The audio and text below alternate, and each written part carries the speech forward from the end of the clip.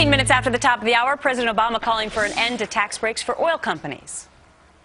I think it's time they got by without more help from taxpayers who are already having a tough enough time paying the bills and filling up their gas tank.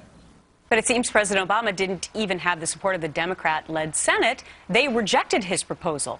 Here to weigh in is our political panel this morning, Betsy McCaughey, former New York lieutenant governor and author of the new e-book, Decoding the Obama Health Care Law, and Robert George, columnist for the New York Post, and Ryan Clayton, Democratic campaign consultant and founder of 100 Proof Politics. Good morning to all three of you.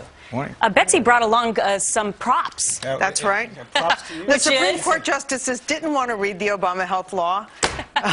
History-making legislation. That's right. I brought it along for all of us. All right, so we'll get to that.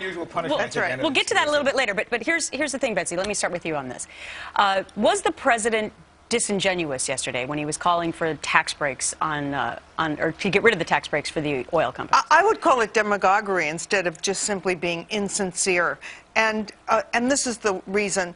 This president has consistently proposed putting algae and seaweed in our gas tanks. I call him the pond scum president.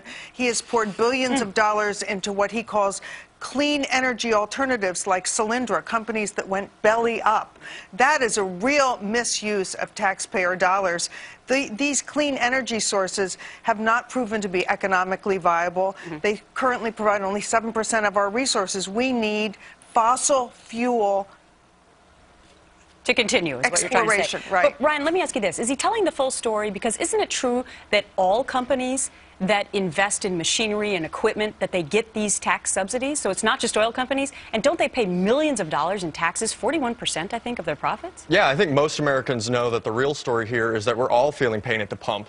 And what we need to do is reduce demand on the oil supply. We need to explore alternative fuels and do things like the car, Leaf, that's coming out of the big three automakers in Detroit.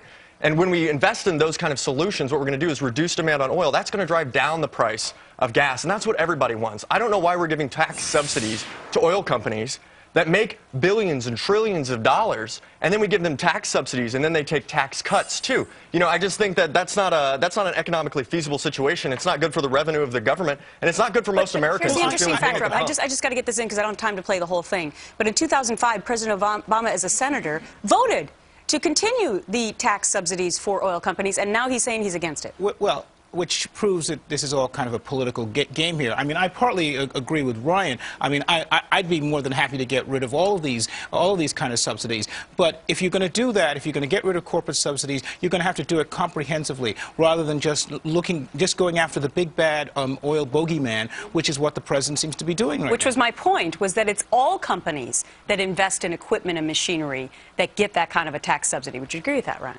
Yeah, I mean, why are we paying people, though, that are punishing us at the pump? I think what we should do is make them a deal and say, hey, if we're going to give you these tax subsidies, then bring down the price of gasoline so that most Americans are struggling. It's not taxpayer money. And they're not punishing. I mean, the amount they actually get is actually a very small portion, because a lot of the price has to do with taxes and things like that. But the reason why the gas prices are going up has more to do on the speculation side rather than actually on the oil company side. But let me just point out that the reason the speculators are behaving that way is that there are not enough positive signs that we're going to have enough energy supply. We need Keystone. We need more domestic oil exploration. I mean, let me correct you on that. The reason, though, that they're speculating is because there's no rules on Wall Street right now, and we all know that that's the source of the problem. Keystone is going to raise American gas prices. We're at peak oil production.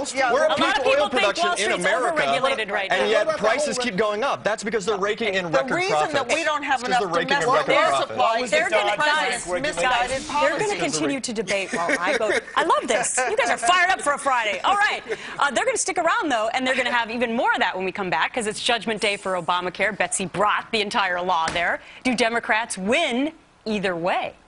And the housing market still